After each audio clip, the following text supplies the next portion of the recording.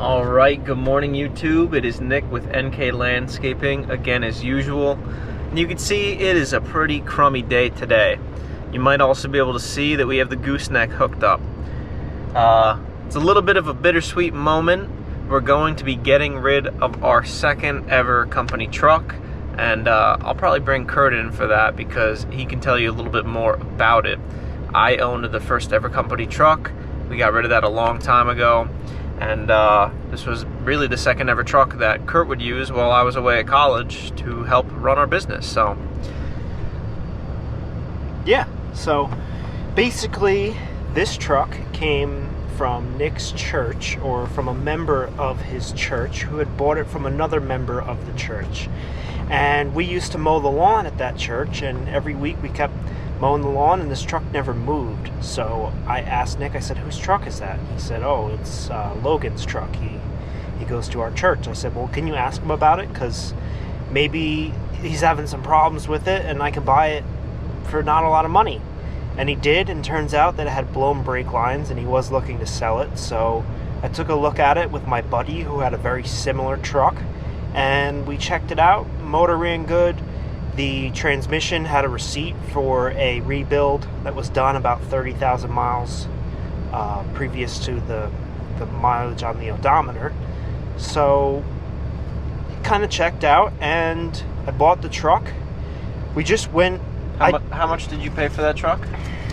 Like $800, $900, something like that. And when did you buy this truck?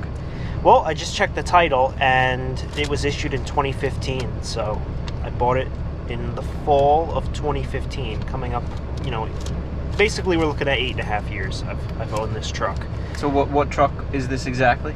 Well, we call it the Chevy, and that's because it's a GM product, but it's always been kind of like a beater piece of junk. I mean, it's been fairly reliable given that we've had it for 9 years, and the reason why it's going away today is because it's completely it's been overdue for the scrapyard, we'll say.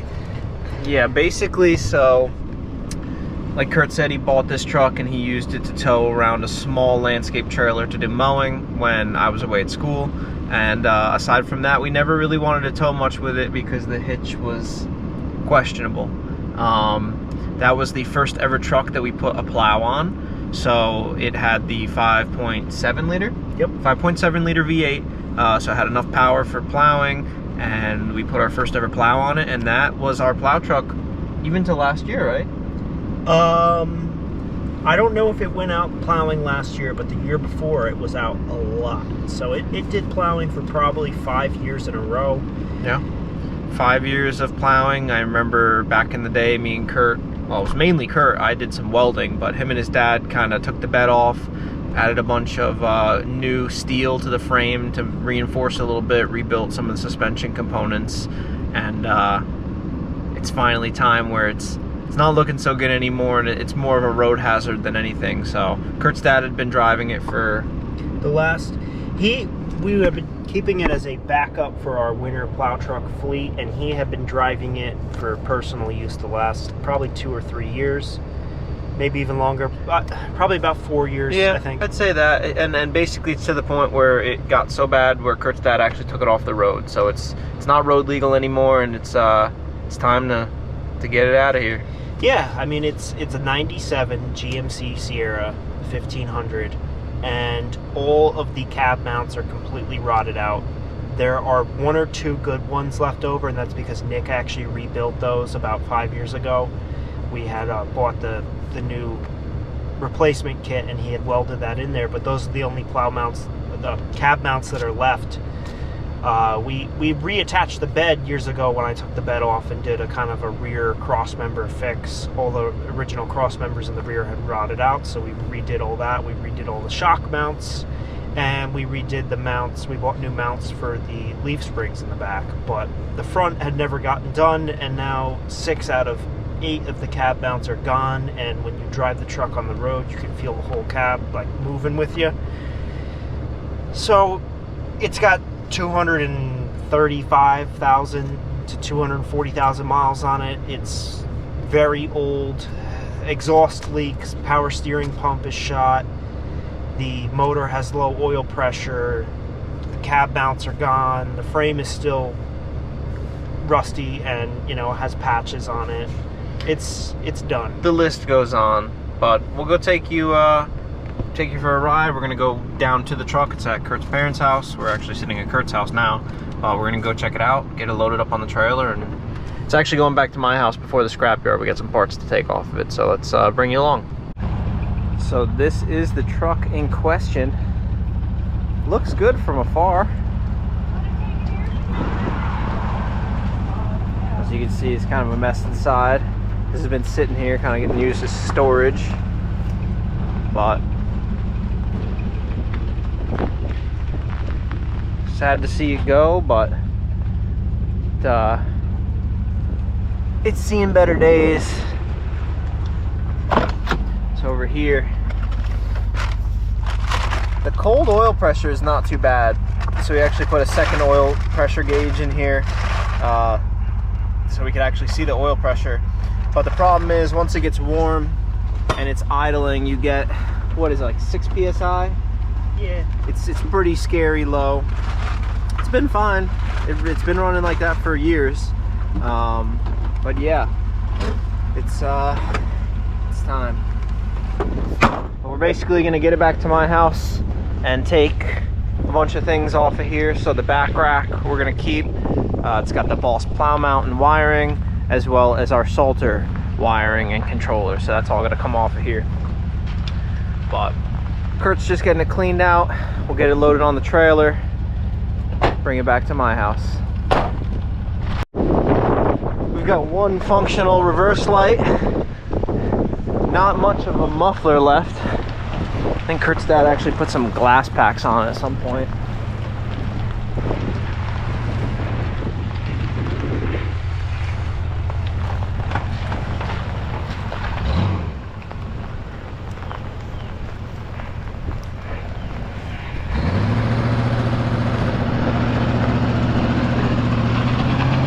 It won't even do a burnout anymore. Man, thing used to do good burnouts. Oh, power steering pump sounds terrible.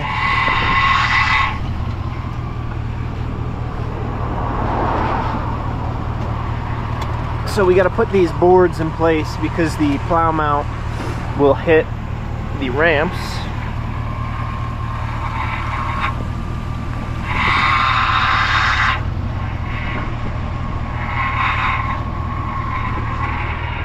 Okay.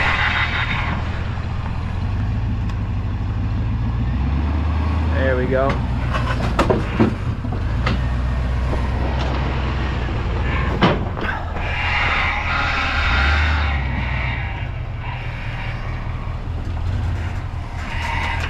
A little more.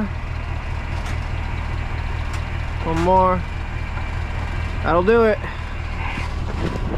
All right, let's get this thing strapped down. All right, 4 chains and binders. Crank down on this thing, looking like a lowrider. Can't be too safe. But let's get this thing brought back to my house and start looking over it and getting some of this stuff out of here so it can go away. All right, good morning, guys. As you can see, the environment has changed a little bit. Yesterday it was raining, super windy. We had some of the craziest winds last night. I even lost the electrical cable off of my house. Utility crews are doing a whole bunch of work up there. Luckily I still have power. Had the electrician out this morning to fix that. What are we working on today? Well, last night Kurt cleaned out the interior for the most part. I need to get this plow mount off. So it's just a few bolts up there. We're not saving this truck. We're thinking about not scrapping it, putting it on Facebook Marketplace, maybe see if someone wants it for parts. Either way, I'm torching the plow mount off. Then I'm going to work on getting the wiring out for the plow mount, or for the plow and the Salter. So let's get started with this. I do have my fire extinguisher just in case, but we'll get this torched off real quick. Shouldn't take very long. All right, surprise, surprise. The truck is in the garage.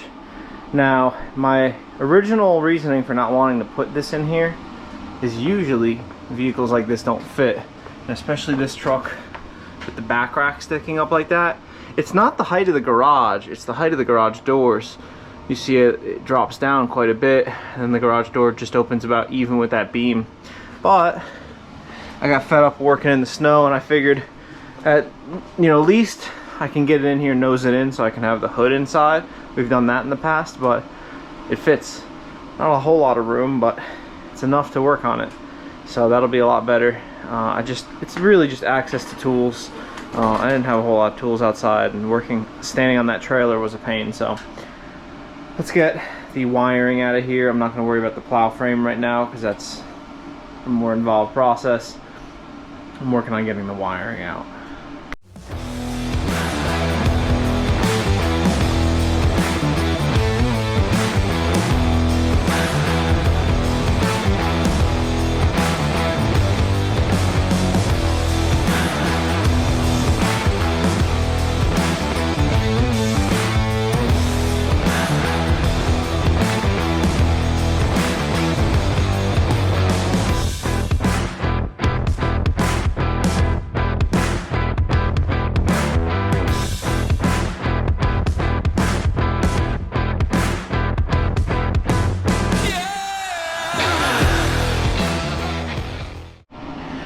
So that is all of the plow wiring out, except for the controller, but that is everything. The biggest pain really is getting in the cab. You gotta kind of contort yourself to get under the dash there, which, what else are you gonna do? And then just the headlight wiring, because it does tap into both of these headlights. On the lower headlight, it's a wire tap. I hate those. I just cut the wire, so the wire tap is still on the truck side wiring harness. I'm not going to mess with that. And then the rest of it was just clip connectors. The grill did have to come off, or just move, to get that all out of the way. And then it was just a few more battery connections and stuff. But you can see that is a bucket full of wiring to go on to another truck in the future if we ever feel the need to do so. This is the plow controller and this is the Salter controller and the interior Salter wiring. You can see hanging down there is the Salter side that I have to go down the frame, cut all my connections, untie it back there, and then snake it back out. Then I'm going to go back in the interior, put it all back together, because as you can see, it is a mess. Might do a little quick vacuum if we do plan on selling this for parts. Looking nice is better than looking crummy, so that's next. The snow is melting off, so it's a nice wet puddle in here, but it'll be alright. The floor drain will take care of that. So we have all of our snowplow wiring here in one pile. Basically, I went through and I just zip tied everything together, so it's all in a nice pre-packaged thing if we ever want to put this on another truck in the future or something. Same with the Salter wiring and controller. That is all wrapped up nicely. Otherwise, I got the back rack off of here, including all the mounts and the lights that were on there. So in the future, if we have another truck that requires a back rack, we have one in stock now. Interior wise, I give everything a quick clean and vacuum, and it is back together, and we are done in the engine bay. Last but not least, I'm going to finish taking this plow mount off. So now that it's in the garage, I might try with some tools, and if that doesn't work, we have either the oxyacetylene torch or the plasma cutter to get it off. So let's get working on that. Alright guys, plow mount is off of this thing.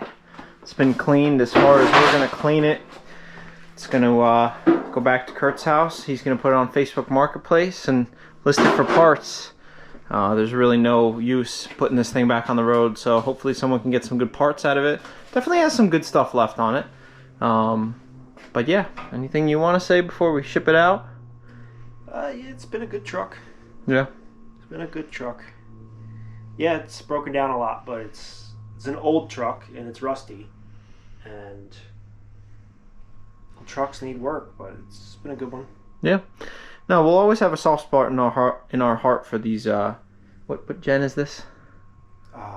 It's the 88 to 98. I don't know what they call it, but yeah, these trucks are just some of the more comfortable trucks Chevy ever made. We call it the couch because that front seat really is just a big couch. We loved driving around in it for plowing, but it's going out of here. And other than that, thank you guys for watching. If you haven't already, check out Kurt with NK Garage. He's got a lot of cool videos, so I'll see you on the next one. Thanks.